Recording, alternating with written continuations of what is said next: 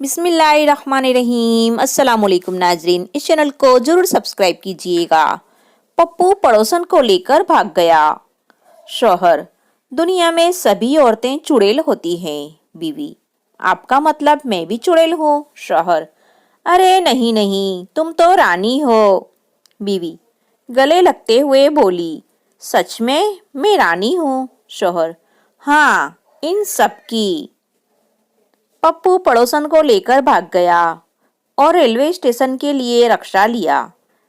Station पर पहुंचने पर भाड़ा देने के लिए जैसे ही उसने अपना पर्स खोलने लगा तो रिक्शा वाले ने मना कर दिया और बोला, इसके शौहर ने भाड़ा पहले ही दे दिया है।